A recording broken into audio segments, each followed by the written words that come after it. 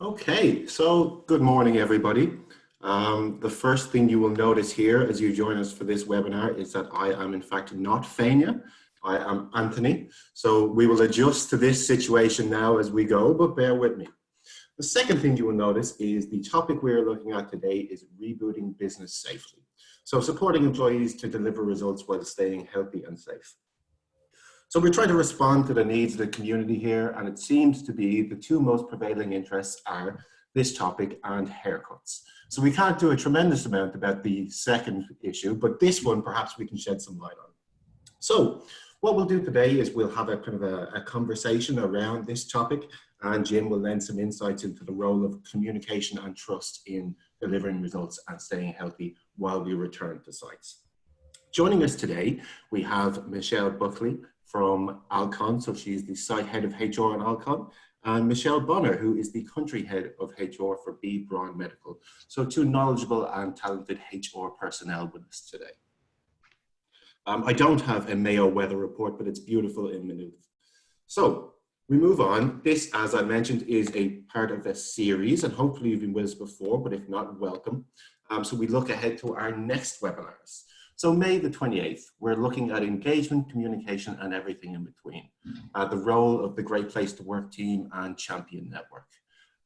So who is this suitable for? Okay, so if you've got a Great Place to Work team already in place, we would encourage you to invite these individuals along to gain some insights and see what other teams are doing. If you don't have a team yet, but you're considering putting one together, this too is a suitable webinar for perhaps individuals who you feel would be suitable candidates for such a team. June 4th, we have a bank holiday break. Not to worry if you miss us too much, we have a library of webinars on our Great Place to Work community group in our LinkedIn page, so you can watch them again if you want.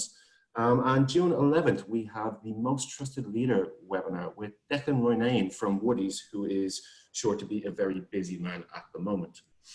So I will encourage you at this point to use the chat function to engage with us and ask us as much questions as you like as we run through this. We'll try and get to as many as we can, time permitting.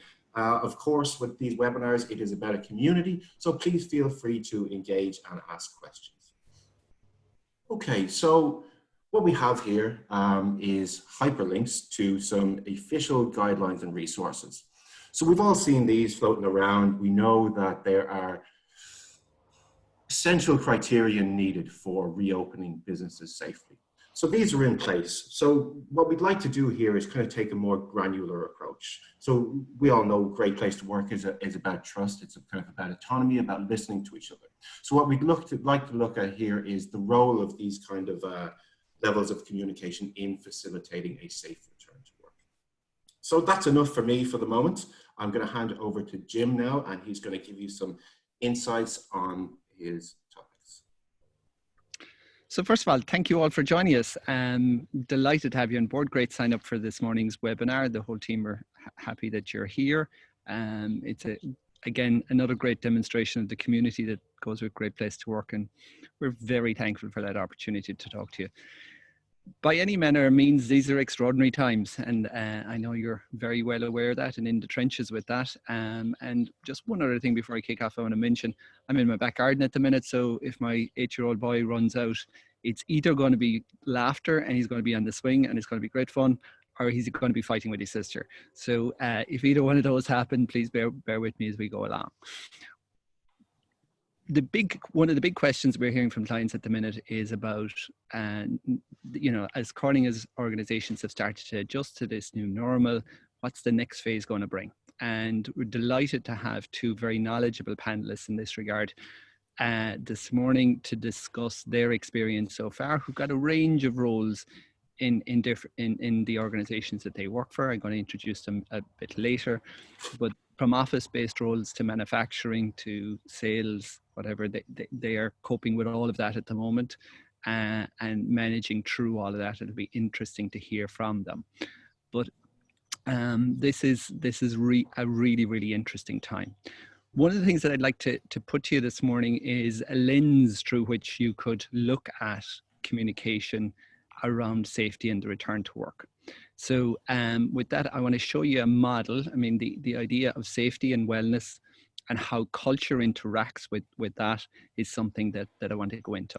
So first of all, here I've got the agenda. Just to mention to you, there's quite a number of ideas and thoughts that we're going to touch on today. And my whole approach here is to give you some taste of those, to give you just an introduction. Some of them you'll be very familiar with, some of them you may not, but it's to spur your thinking. And we won't be covering anything completely. And we've got some feedback in terms of webinars to say, I'd like to hear more on this, that, and the other. And I'd encourage you to continue to do that. We really like to hear back. Very happy to discuss your individual situation in relation to any of these ideas or anything that's come up in the webinar. So please don't expect a full coverage on anything there today. It's more of an introduction, more of some thought-provoking questions and some practical ideas that you can think about saying, implementing in your own organization. First thing I want to do is to touch on some of the key findings from our COVID-19 survey.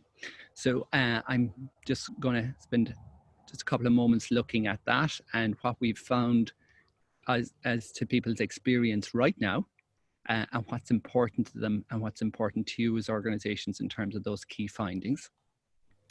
Then I'm going to put up a model for you to look at your communications and how it is you think about attitudes and culture in this changing environment, both from the point of view of the organization, from the point of view of the individuals, and from the point of view of teams.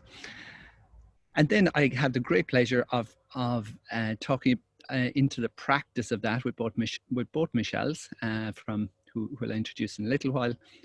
Michelle here from Bibron and Michelle from Alcon in Cork. And then we're going to finish up with some key points and in all of that. So first of all, in terms of the survey we ran with quite a number of organizations, it was an extraordinarily positive response from employees right now. In general terms, people are really appreciating the work that you're doing, the investment that you're making in terms of keeping them well, safe, supported. And you know, it's been one of the most positive responses we've seen across a wide range of organizations in a while. There are a couple of opportunities that have turned up, and I think we touched on these in an earlier webinar, but I just wanted to highlight them to you again, that there are opportunities around, first of all, embracing diversity. So diversity in terms of everybody's individual situation. Just chatting to Michelle there before we came on this morning, she was just talking about her husband is doing an exam upstairs at the moment. She's got 2 young boys. She's got a lot going on, and managing to manage such a big organization and a big role in the context of all of that while everybody's working is different for everybody. And the manager focus in terms of having those critical, frequent one-to-ones really came up as an important thing to pay attention to, an important thing to follow through on, an important thing to track. Other things that came out in terms of the comments were things like people's feeling of isolation and, you know, this need to bring them together.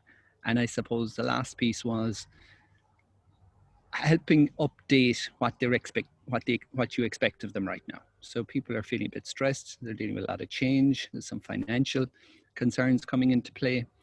And the extent to which you can encourage managers to bring greater clarity of expectation is something that really helps build resilience in the organization, and is something that came through as needed and important to people's well-being and supporting both the organization and individuals' well-being.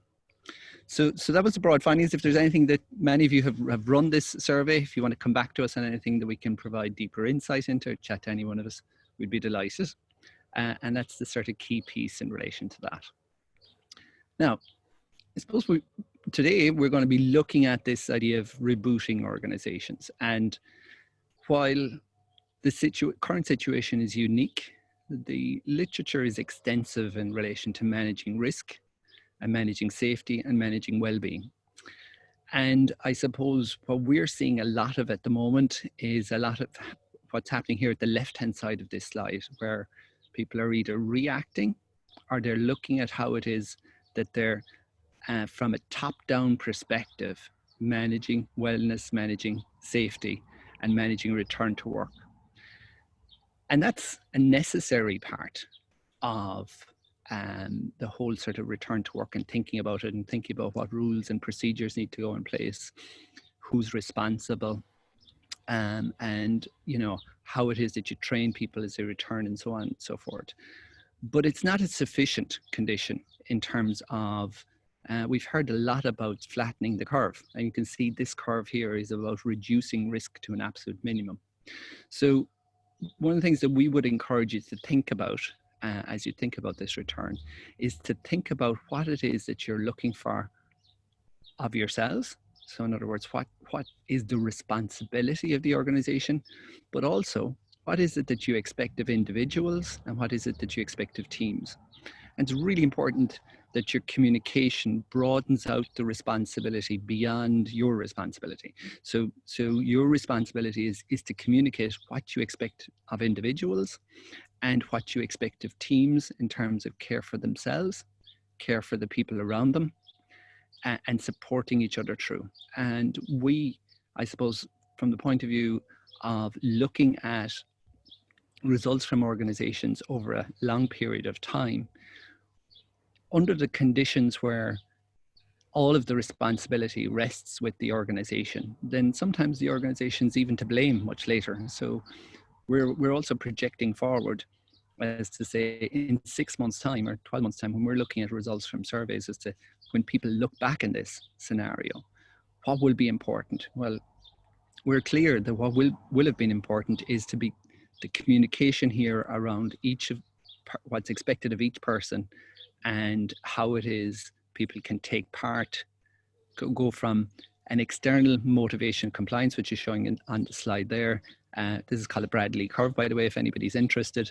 And it's around with quite some time in terms of reducing, I suppose, dangers to zero incident, and moving to an internal commitment where people feel that they have input into the rules, they have input and they're committed to the rules, so that they're part of the solution that keeps themselves, their organization and their team members well and safe. And the extent to which you can demonstrate pride, the benefit to them in terms of taking part, the benefit in terms of stepping up in relation to stuff like that, that's going to be really useful. And hopefully this lens is something that will, when you consider your broader communication, is something that you can look at and just filter for, and to absolutely keep that in mind. So hopefully that starts to spur some thoughts. You might think about where you might be right now on that curve, which things are you paying attention to, and whether or not you're let's say, fully responding to those sort of three pieces. And as you think about that in terms of your own organization, I want to move on to discuss with Michelle what her experience has been so far. And just to give you a little bit of introduction, first of all, to Rebooting, and secondly to Michelle, if I could for a moment. So Rebooting is a German company. They supply over 5,000 medical products, which is amazing, and an amazing number of products, to 95% of which they actually manufacture themselves. They were founded in 1839, and their current, most recent turnover at least, is 7.2 billion. So they're a family company with a strong history and a long presence here in Ireland.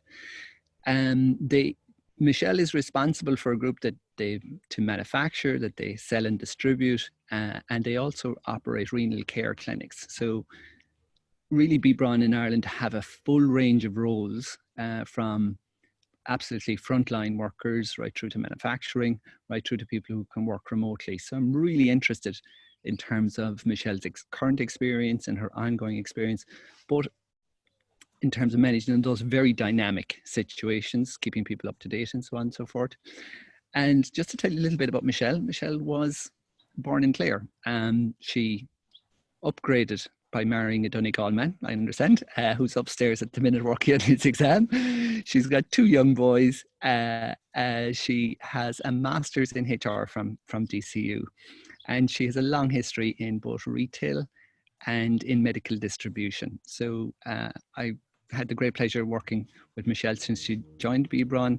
She's very practical and no nonsense in terms of her discussion. So really delighted that you could join us here this morning. So Michelle. Thank you for the introduction. So I suppose I'm going to just take a few minutes to give you a background on sort of the start of the journey back in early March to kind of where we're at now. And I'm going to break it down into, I suppose, what's worked, what we've learned, and sort of advice then for ourselves and other organisations. So I'm country head of HR. So as Jim has said, we have a manufacturing plant in Sligo and in Longford. We have 3 renal clinics, one in Galway, Portlaoise and Wexford. And we have our sales division in the Naas Road in Dublin. So again, a very diverse range of, I suppose, industries and staff to think about. So I suppose the first thing that we did is we established a risk committee with all of the MDs, and we extended that committee then out with obviously HR. We've health and safety represented on that, and we would have communications and the compliance element as well. So what started in March, how it looked in March versus now and what we talk about is very, very different, because at the top of the agenda would have been obviously PPE for our own staff within frontline clinics, because we would have 70 odd staff throughout the clinics, and they're in the forefront of it, albeit they're not in the acute setting. They're actually in the renal dialysis clinics where people come to get dialyzed 3 times a week or 4 times a week. So I suppose we started off planning, or project planning, because I suppose in essence it is a project plan where we had a brainstorming session as to what was going to be important, from communication to PPE, what we will do in each site, because, and obviously the people working from home. So very early on we would have instructed people to start getting ready to work from home, I suppose preempting what was happening in other countries. We did a lot of the simple things like the floor markings, putting the big circles with the 2 footprints that you'd see in all retail outlets. In our canteen, we have a kitchenette as opposed to a canteen, but it's one in front of the fridge, one in front of the dishwasher. Again, just gently reminding people of that 2-meter distance, because sometimes we do forget, and we're just natural, we're humans, we'll go and we'll just talk alongside someone as we're making a cup of coffee. But it was all the planning. At that time, it came to around Paddy's Day, it was issuing the criticality letters to people, because obviously we had an abundance of people that needed to get to work in the front line.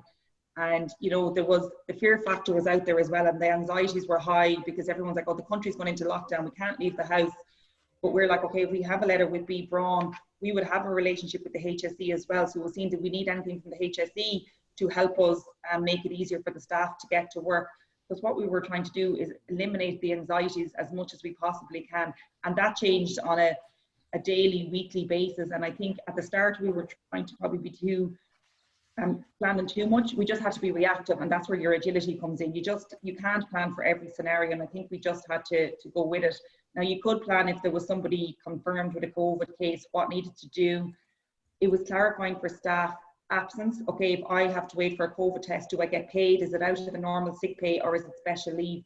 It was clarifying all of that for staff very early on.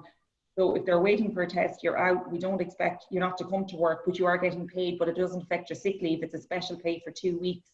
Okay, what if my family member is getting tested and I have to self-isolate? Okay, well then, and it was like, you just need to show us proof that your family member is getting. So it's just giving them the practical hints and tips of what they needed to do. But it was keeping that constant communication and open, I suppose. And again, with the managers, because some people were remote, some people weren't. So it was just all that planning, the PPE. I suppose throughout the process, what we did do is we launched a pulse survey. We rolled that out to all staff across the production, the clinics, and the medical side.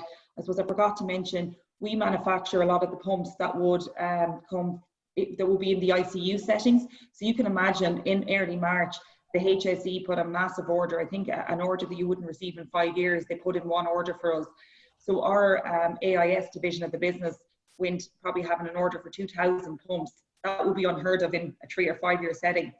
So you can imagine, albeit the sales guys weren't going in selling, they have to coordinate the logistics of getting these pumps, and they have relationships with the hospitals as well. So it's maintaining them relationships, trying to, I suppose, divvy out the orders, because great, we get an order, but Germany across the world are looking for all of these pumps as well. So all of a sudden, the supply from Germany was put on hold. They were basing their distribution based on, I suppose, what was happening in all the other countries. You have all of this anxiety because these people have relationships with the HSE. So it's just a sample of the anxieties from the frontline workers to the guys that have the relationship with the HSE trying to get the pumps in. So we did a pulse survey, I think it was the middle to the end of April, to just see were we doing enough communication, what were the questions that were still out there. We had been doing monthly meetings, weekly communications. So I suppose we've learned communication is key, and we can't over communicate, and it's just the gentle reminders around the hand hygiene and the social distancing. Again, in production, we split shifts. We did everything to mitigate the risks within a production setting as well. We brought it to 2-shift setting within our Sligo depot, because again, we were always cognizant, and we were very open of the childcare issue, because that was an anxiety for everybody. Okay, I'm happy to work from home, I'm happy to go into work, but I have no one to look after my kids. So we've been very open and honest about that from the beginning. We accept that people have the kids, you do what you can, and we will work with you. And again, the other was identifying the risk groups, because we would have people, especially in our manufacturing, again, that were high risk, giving people the environment to come and say, I'm a severe asthmatic, okay, we don't want you to come to work, you go home, we'll pay you. It's just having that conversation and creating the environment that people could come with a question. And then you have the people that go, I don't want to stay at home. And we're like, okay, no, you need to stay at home. You're at high risk. We are not putting you at risk. But they're like, I don't want to be at home. I want my normality. And it's trying to work with them. You know, we've had a case where we've had somebody do a bit of admin from home. They're not coming in doing the production, but they can do something in their field, they're adding value, and their field they're working. So again, it was just taking each individual case as it presented itself and working with the people to the best of our ability. But at all times, health and safety and well-being was at the forefront of our minds, and that has always been key. No matter how busy we were, we had to react to that. So again, for those sometimes we found the production and our frontline staff might have this perception, oh, the rest of them are working from home, they're having a beano, they're having a party. Mm-hmm. Again, it was just anytime we got the opportunity when we met with them is to say, your colleagues are working from home. And one of the issues that we found from working from home is people were working longer. Their days were actually probably starting at 7, not finishing until 7 or 8. You'd see at the times that emails were coming in. So people were working, and I think that people were so grateful to have the opportunity to work from home that they nearly felt they had to. So again, it was addressing that we don't expect you to work from home, at 12 hours a day, and do what you can do. And again, it was changing the mindset for some managers as well, because if we roll back, we had introduced only a flexible working policy, probably not even this time last year, where it was we were allowed, where possible, work a day a week from home, or we afford people the opportunity. But it was always like, customer service can't work from home, it's not possible. By the end of March, our entire customer service team were working from home, no impact to the customer. We set them up, with their screens, 2 screens from home, getting them the headsets. It took a while, to fine tune it, but we got there, and now our entire customer service team is working from home with no impact to the business, taking the same calls from customers, orders, etc. And it was acknowledging people then working from home. I think it was just a mass exodus out of the building. Everyone just took their laptop and went home. But then it was like, okay, this isn't just 2 or 3 weeks. This is longer term. So we did an IT inventory then as well. What screens does people need? What keyboards, mice, headsets. So we asked people, what did they require? And now we've an order in for, just the basics, the screens. So again, it's to help people, because I think what we learned very early on, I think at the start it was like, oh, health and safety is grand, you don't need to worry about working from home from a health and safety perspective. But this isn't just short term, this is the new normal, this is our new blended approach to working. So it's been putting health and safety to the forefront of everybody's mind. And again, in organizations, when it's in a time of crisis, it's like, yeah, we need to get it. But no, we do need to do risk assessments for those working from home. For us, we were only the infancy of sort of health and safety within medical and in the clinic. So we've had to learn very quickly on how to do risk assessments. So, and I probably should have mentioned earlier on, the key thing was we have a key coordinator for COVID. So we have a risk committee, but we have one person that is the coordinator of all the actions that will come out of the meetings, developing that sort of project planner, to-do list, or coordinated approach, and then working with each of the sites to ensure we're adapting what we've agreed to do on each site. Because again, from an employer brand perspective, we have to be doing the same thing across all of B Brown sites in Ireland. because, you know, if we do very well on one site and we drop the ball on the other, it can have detriment to your brand. So that was, I suppose that's the way I'm always thinking, we need to be seen to be doing the same thing for the employees. So they Michelle, were all I don't know about you, but so far, just after hearing what you've said so far, I want to go away and lie down for a while. And that's just talking about it, right? So, I mean, oh my God, right?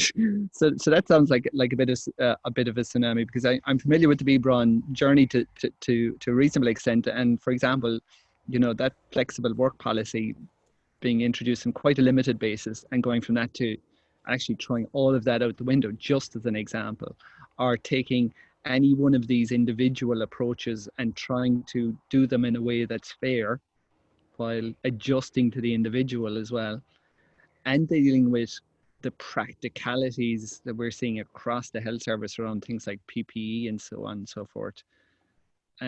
How's your productivity been over that period of time while you dealt with all of that? Well, some statistics, our absenteeism probably in the height in our Sligo plant didn't even reach double figures. It was 9.5%, and we're back down to 4%.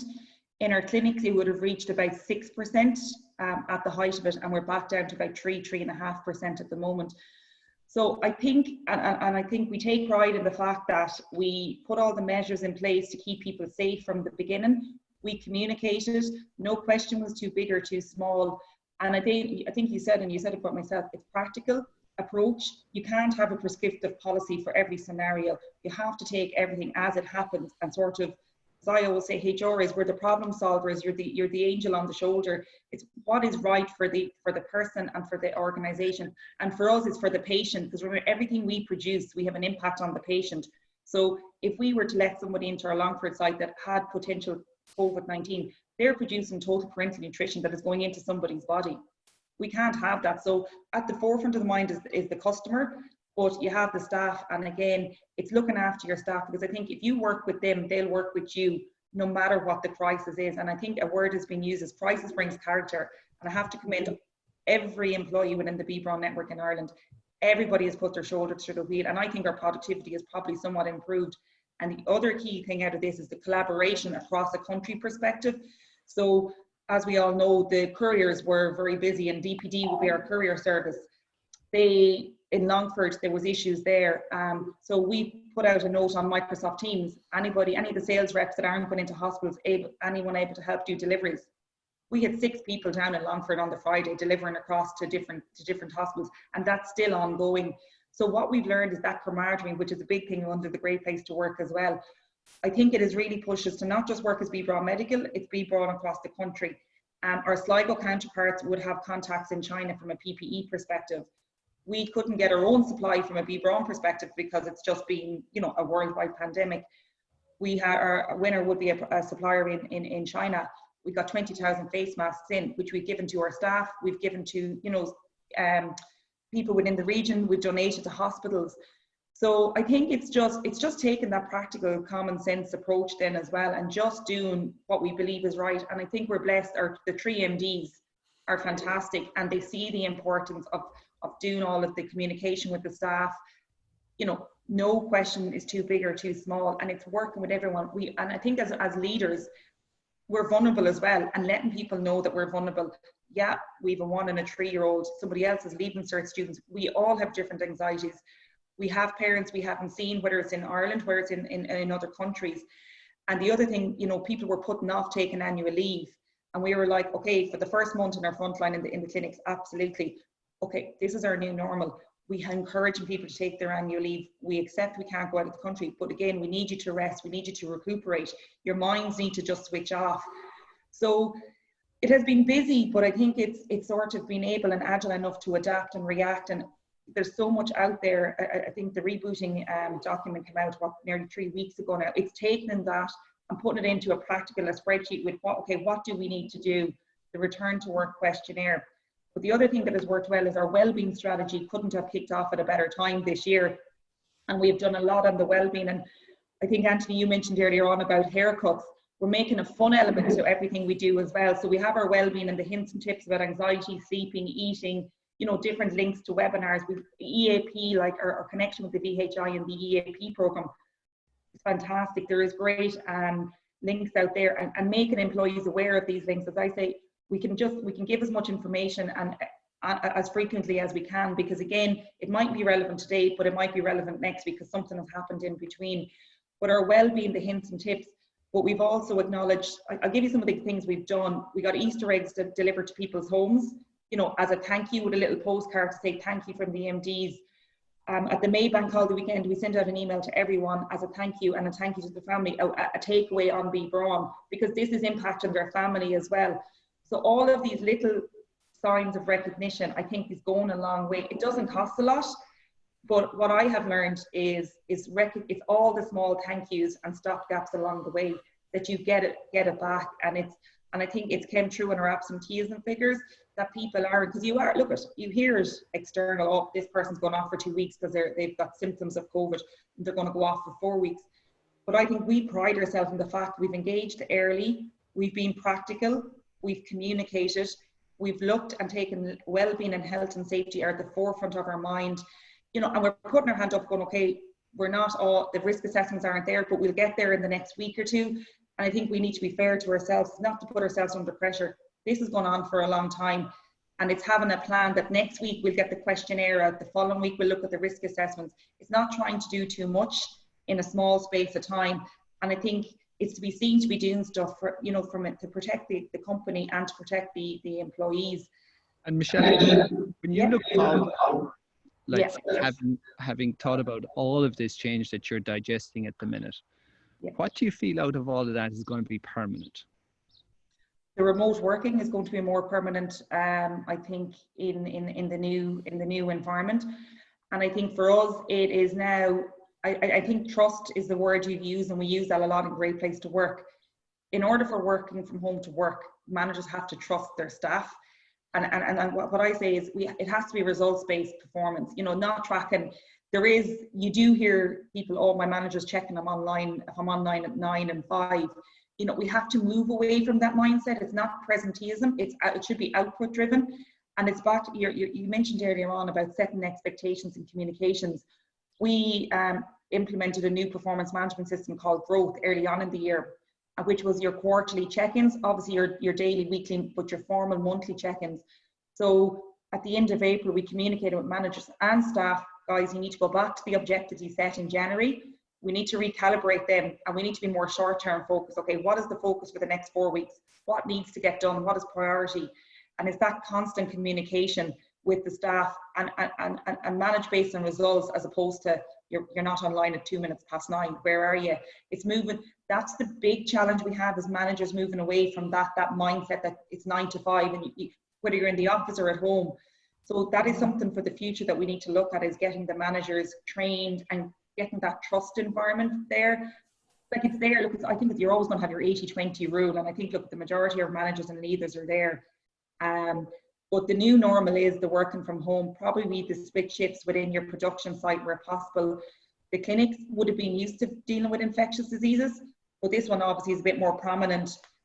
So what I have learned, and I was only down in our clinic on Tuesday, where we've delivered the results of the survey. That was the other thing, is if employees take the time and you have a 60, 70, 80% response rate, take the time to go back and give them the opportunity to give you more feedback, because obviously time will have lapsed.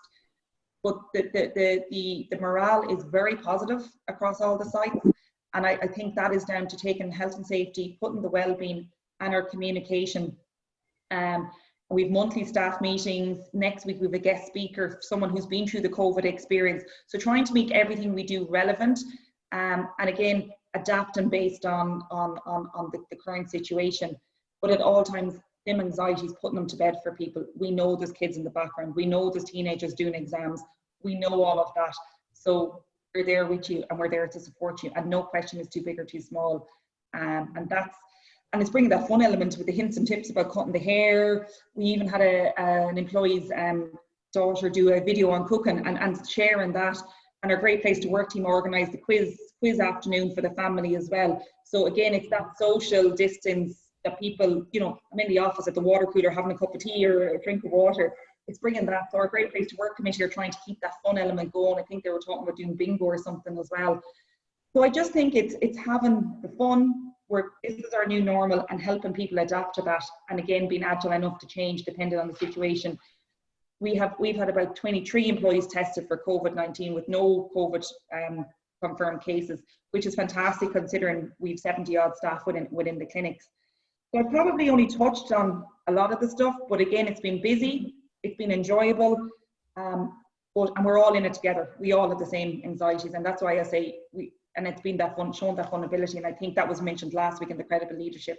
We all have the same issues, so it's just it's the new normal. And so Michelle, thanks very much for that. There's a good few questions coming in, and please keep those coming in. We're going to come around to questions back at the end. Of course, we did set it up so that it would be a discussion that we touch on different things, and if there's anything that's of interest, from people get happy to reach out to us, or possibly Michelle, you might be happy to take some questions from individuals as well. Yeah, you can share my contact details, no problem to take, because we've a lot of the groundwork done, and we are getting people. We're not rushing back into the office. We are telling people stay at home where possible. That's the key thing. It's until at least August, September, and we'll keep them communicated. But again, if you're in the office, abide by social distancing and just be. So that's. And we can see that you're not busy at all. That you've a lot of time in your hands. Yeah. Yeah. So ship my kids off to Donegal. Excellent. Okie dokie. So Michelle, thanks very much for that. I'm going to come back to you in a few minutes. And I just want to check in with Michelle Buckley. We had a little bit of technical difficulty in terms of getting in. So can you hear us, Michelle? I can hear you, yeah. Oh, great. Okay, so we can see you. We have to go with this lovely photograph that you have sent to us and we'll work with that. So thanks very much for joining us this morning. So first of all, a little bit just for all the participants in terms of a little bit of background on Alcon. Michelle is the HR leader in Alcon in Cork, and Alcon is a global leader in eye care. So they make these really cool soft lenses that replace your actual lens in your eye if you were to get a cataract, and they touch the lives of 260 million people every year. And Cork's an amazing plant. I've had the pleasure of touring around it and seeing how it works and how many processes are involved in just producing this little tiny piece of critical technology, if you like, which enables people to see again. So the gift of sight. Michelle is like myself, is a graduate of the University of Leicester and the National College of Ireland. I notice a lot of questions coming in, Michelle, on the benefits of working in Cork, the benefits of living in Cork, the benefits of being married, in my case, to a Cork person. So we're going to get to those later, Michelle. Okay, so we're going to talk about work for a while, but we'll pop out that quiz and we'll get to that. So Michelle has worked. She began working in I think when Alcon acquired the site, roughly around the same time as Alcon acquired the site. Yeah. Michelle, and clearly started off when she was 4. So glad to have you on board there. And we just want to, I suppose, first of all, touch on what your experience has been so far. The other Michelle has just mentioned the whirlwind that has happened over the past couple of months and how it is responded. So what's been your experience? Thanks, Jim, for the lovely introduction. So our experience has been quite similar to what Michelle described earlier, and in that it has been a bit of a whirlwind. And I think if we were to look back even to January of this year, we couldn't have envisaged where we were going to be now in April, May timeframe. So there's been so much change. And I think when the lockdown happened for us, it came quite quick, like it did for everybody else. And there was a lot of anxiety at the plant. There was a lot of people scared obviously of the virus and health and safety, but also scared at home personally. There's a lot going on, and people have a lot going on outside of work with elderly parents, underlying health conditions, children at home, and the schools closed. So when the schools closed, very similar to Michelle, we announced a lot of flexibility. So people were to come to talk to us if they needed anything at all, because we obviously understand that people have a lot going on with children at home and childcare issues. So What we did is we have two different very populations. So we're a manufacturing site, it's end-to-end manufacturing. So we have a large manufacturing population, and then we also have employees working in the warehouse, labs, QC, but then we also have support functions. So we have HR, finance, materials, R&D, quality, engineering. So two very different types of populations with very different needs. So at the start really was getting people off site. Anybody who could work from home did work from home. Very similar to what Michelle said, people were literally just grabbing laptops and going thinking that they were going to be at home for a short period of time, when it turned out obviously to be much longer. So we had some people come back on site taking their chairs and setting themselves up with their screens and their keyboards, etc. at home, and making sure that they had suitable working conditions at home as they would in the office. Then, when the lockdown was announced, and we were waiting a couple of days, for that essential worker list, and medical devices was obviously mentioned on it, but there was a little expectation from some of our production and staff that the company would actually close. We didn't close, we remained open. That was a bit of a challenge for us. So really we learned a lot on communication, and I would have considered that we were good on communication, and I thought if I was to look back in the couple of months now, I would consider that we've done a pretty good job. However, we have learned along the way as well. So really we aligned hugely. I think there was a big team effort, in particular with all of our leaders. It was really one team focusing on the safety of everybody, number one, but obviously keeping the business running as well. So big focus on communication. We put a communication structure together, and every week we have different weekly comms. Everybody knows what's happening. Everybody is aligned. Set up weekly leader calls. All of the leaders are aligned on different pay conditions, for example, different requirements that are being implemented at the site. It's an opportunity for us all, myself and the GM, to give an update on what is happening, so everybody is singing from the same hymn sheet, and that was so important. We made a little mistake at the very start with the lockdown, in that we have a text alert system. So we alerted everybody that, that we are reviewing the situation, and then we came back to say, look, it's business as usual on Monday, and all of the health and safety precautions that we put in place are extremely visible at the site. We have temperature monitoring, we have the social distancing, the markings on the floor, disposable utensils in the canteens. The buildings are isolated. Obviously, visitors are only essential contractors to the site. Hand hygiene is huge. There's a lot of signage around the site explaining everything that we need to do. Also a coming on site protocol for those who may be predominantly working from home, but also need to come on site maybe to run a validation or work on a piece of equipment for a day. So everything is extremely clear, but it took us a while to gather. So we have a crisis management team. We met every couple of days, and we were updating all. Hello, Michelle. I seem to have lost Michelle there. Actually, let me go to the other Michelle for a moment until such time as Michelle comes back. Michelle, we just had a question in here from Mary Ryan, actually, and it is, how have you adapted the office environment, or have you adapted the office environment in terms of people coming back into the office, and how have you dealt with that? At the moment, everyone is to continue working from home, but there are people in the office. So we were going to come up with like a simple rota system, or almost like a room booking system. We're looking into that X number of employees are sort of going to be on site at any one time. But we're also putting that onto the managers as well, that managers are aware of who's coming on site and when. But it's again, the social distancing. In our Sligo plant, we've actually marked out which desks are 2 meters apart and literally put signs on the desk, do not sit here. I know it sounds basic, but it's the only way, because last week there was an influx of people back into the office. But it's last week on the back of the protocol, we communicate and say, guys, it's not business as usual, where we anticipate everyone's going to be working at home until at least August, if not September. But if you do need to come in, as Michelle said, to run validations, or to sometimes some meetings are easier to just come in and do for half an hour. I would go in for a 2-hour meeting and come back out or go home. So it's that kind of common sense, but having everything visible, the floor markings. Michelle is back, I think. Yeah. Okay. Yeah, I can continue on. Great. Hi, Michelle, are you back to us? Hello? Okay, not quite back to us yet. One other question, then we'll get back, which has come up there in terms of the panel chat. What's your view on? I mean, do you temperature screen everybody, or how do you manage that?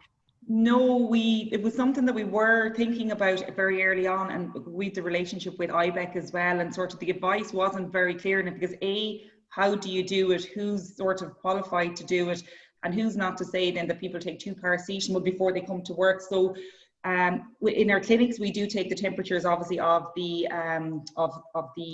patients, and we would have staff, but so that's, we don't take we didn't do the temperatures, the temperature checking. Okay. Yeah. And why not, Michelle? Again, we base it on advice from, like, we use IBEC a lot, and you know, their guidance, and based on sort of where they would get their information from. It wasn't sort of, I suppose there was seen no real merit on it. And again, we've trust in our employees as well, you know, that they will, if they're showing the signs or the symptoms, you know, that they'll come forward. So I suppose we were taking advice on, like, the health and safety, the temperature. We would take that from the people that are qualified to give us, and I suppose the guidance at the time was not to implement it. And again, because we're a global organization as well, we're taking guidelines from corporate there also, so we follow their guidelines too. And as Carly's, the guidelines are because they're being constantly updated, right? So one of the things I noticed yesterday was that if there is a meeting between staff, it's not supposed to last 2 hours. 2 hours, yeah. Possibly a good idea anyway, right? But as Carly is updating, like, how are people coping with those changes, and what have you found important in terms of, let's say, that sort of dynamic community? Last week, wear a mask; this week, don't wear a mask. That kind of thing. Honestly, I think people are just, it's the new normal, and this agility is required, and people are just kind of getting on with it, and they understand that, again, and for our own perspective, you read the guidelines today and then you're hearing tomorrow it's something different. So when we get the factual information from the correct source, and that's what I've learned as well, is we're only taking the guidelines, whether it's from the HSA, from the HSE, you know, there's where we're taking all the guidelines, and we would run everything by IBEC then as well, to sanity check sort of our approach to ensure that we're compliant. And we work with IBEC as well, you know, to dissect the protocol, and we would have drafted it. Again, we don't have a health and safety person on site in Dublin, so it's going, you know, can you look at that with your health and safety eyes on and your health and safety hat on to make sure we are, I suppose, being compliant. I see in the US that they're talking about granting businesses indemnity, you know, from claims in terms of this. I mean, do you see many risks for organizations in terms of, let's say, as Carly, those the learning goes on, if you like, and that there could be a gap sometimes in terms of what the advice is and what the liability might be later? There probably is, but I think, again, as an organization, you can only do what you can do based on the guidelines and react to them at the point in time. And again, taking that practical sort of common sense approach, and, you know, as OSB Brown, we feel we've done everything. I'm sure there's other things we could have done and done better, but it's making sure that we're doing everything in line with the advice. Then you're mitigating your risk. I have no doubt there will be claims that some, and I'm not saying within Be Brawn, but, you know, some organizations, if they're sort of taking a blasé approach, that's where I think your claims, etc., will come from. I think we have to be prudent and put in mechanisms. This is happening. We have to, and, you know, and all it'll take is for one person to get the virus, and it'll spread. But as an organization, I think if we can show that we've been prudent, we've advised, we've communicated, we didn't just send out once-off communication, you need to social distance and hand hygiene. Because sometimes a bit surreal sending out an email or talking at our all-staff meeting, make sure you wash your hands, make sure you cough into your elbow. But we have to, because you know yourself, you have to hear a thing 7 or 8 times before it actually is ingrained in your head. So I think it's just trying to mitigate the risk. There's always a risk. When it comes to people, I always say there's always a risk. But again, as an employer, if we've been shown to try and mitigate the risks, I think that's all we can do. Michelle Buckley, I think you're back to us. I am. I was just saying earlier, Jim, you know, maybe Cork isn't the place to be this morning because I'm having every kind of technical issue under the sun. But Michelle, just going back... Even if you think that, you just can't clear that out in the open, you know, it's just... absolutely no danger. Some things are for the internal voice. Yeah. So look, as Michelle was mentioning herself, we've done a huge amount on the health and safety piece of it, but I think where we've really excelled, I think, is around the employee engagement and getting people on board, and we did that through all of the communications. So making sure that the two different populations were set up for those working from home, that they have a connection with the organisation, that they're connecting with one another. I check in with a number of people, as do all of the leaders every week, to make sure people are actually okay. And it's not just to check up on work or anything like that, it's to check in on how they are doing personally. We also have a lot of virtual meetings. We have virtual town halls every single week, 3 to 4 of them in small group settings. We have been out on the floor anytime we're in, so the site leadership team are rotating, and anytime we're in, so I'm in the office today, I'll go out into production and just talk to people about how they're feeling. Have they any suggestions? We've had a world of suggestions from our employees themselves to make the site better. We've had a lot of comments to say that people feel really safe coming into work and that they actually like the normality of coming to work. I work from home a little bit and I can't wait to be back at the site full time, so there's a lot of people in the exact same situation as I am. We partnered with an external consultant to do a whole social distancing assessment, and that was very visible at the site, and we got a lot of recommendations out of it, which was very beneficial to us. But then we've had a lot of fun as well, and a lot of pride in that the lab associates came up with, they now manufacture and make their own hand sanitizer for the site, and that's something that's been fantastic. We've highlighted it to the US, they won an award for it. We also ran an Employee Appreciation Week, and it's just where we can nominate one another for demonstrating kindness, resilience, support and collaboration in line with our values and behaviours. We've had a huge amount of nominations, we've had a huge amount of winners, and we also are asking people. Very consistent there with Michelle in terms of, recognition and thank you being really important at this particular time. So important, and really just asking people as well, who are now working in a whole new way, in particular for those who are at home, submitting, photographs to us with their children, with their pets, for example. We've had a little bit of fun. The sports and social team, to be fair, had only just kicked off as all of this was happening, and they've now had to really completely rejig their plans. So they've been rolling out quizzes, we've been doing online yoga, and we are now in the process of rolling out ergonomic assessments for those working at home, because this isn't going away, the remote working. So now, how do we set people up properly to make sure that they have a proper work desk and office space at home for themselves, to make sure that they are keeping themselves healthy. We have a large well-being program, and we've been doing a huge amount in that space. And I think that's probably one of our strengths at the site anyway. Even before all of this COVID situation started, we would be very good on well-being. We have mental health first aiders. They have been advising people. A lot of employees are going to them and asking for their advice, and we've been doing a lot of work with them. But I think really it's the communication has been absolutely key for us, making sure everybody's on the same page, trying not to bombard people with as much information and doing it in a really structured way, but making sure that everybody understands where we are. I talk a lot as well to local leaders, because where we're based in Cork, we're surrounded by medtech companies, and we're all very much aligned. We speak weekly, and I think that has really been a huge benefit to me and to the group that I'm in, because it helps us just to make sure we understand what the different companies are doing, because obviously our employees hear a lot from people working in other organisations.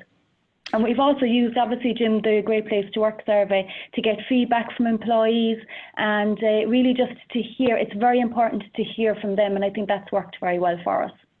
And Michelle, would you be happy to take some queries as they're Absolutely. from other participants? So that'd be great, because we did just mention at the beginning, and you might have missed it, is that we're just going to touch on a number of things. It's a long list, we haven't. Thank you both so much for the amount of ground that you've covered in such a short period of time there. It's God, you've been working so hard, so diligently, so flexibly, and with such a level of commitment, it's inspiring. In fact, I'm feeling totally inadequate just at the minute. So I'm going to have to go away and get over that for a while. One comment that I would like to share that came in as well, just from the general panelists, was, and it was Mary Ryan just wanted to share this with other participants because it might be useful, is that they are considering recommending to employees to temperature check before they leave the house. And that's on the basis of it being, they could potentially infect people in the commute. And again, I think that very much sits with the model that we're talking about, as to say, how much of this rests with the organization, how much of this particular challenge rests with the individual taking responsibility and the team taking responsibility, and that level of engagement that both Michelles are talking about in terms of how you work your way flexibly through all of this. So I just want to move on sort of there to, I suppose, sort of key conclusions in terms of the discussion. First of all, safety is a currency and well-being is a currency. So those currencies are to be valued and are important in terms of the success of individuals in the organization, and communicating safety as a currency as opposed to safety as a cost is an important part to touch on. Productivity versus safety is a false dichotomy. Okay, so you do see a lot of this in the press generally, is to say putting employees are putting productivity before employees, and putting those kinds of dichotomies in place is something that we need to watch out for. And we've heard from Michelle in terms of the level of productivity. She's managed to adapt to all that change, and it hasn't impacted. Trust. Each of you mentioned about how important trust and good two-way communication underpin all highly safe and highly successful cultures, and are important to well-being. And again, rolling that into your communications is something to pay attention to.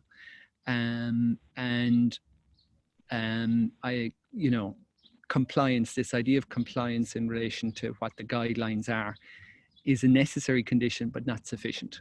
So that's something you might keep in mind, and having the responsibility shared between the organization, the individual, and the team is something to reflect on in terms of every organization. So I'm just coming to the end there. And of course, the agility piece, sorry, I do apologize. One of the things that's been demonstrated in spades here this morning is the level of agility that you're coping with at the minute, and that each of our panelists have spoken about. So thank you so much, both of you. We'll get into that whole Cork discussion in the next webinar. I see it about an hour and a half, where we can talk about famous people and so on and so forth, and all those benefits that go with that, because I'm sure you're interested in that. So feel free to chat about that as well. And thank you so much for joining us this morning. And thanks to the team. Look forward to seeing you at the thanks to Anthony as well, and Marina, and the rest of Great Place to Work team. And look forward to seeing you on the next webinar. Thank you both, Michelles. Thanks very much. Thank you so much. Thanks Thank everybody. you. Bye now. Bye bye. Bye. Bye.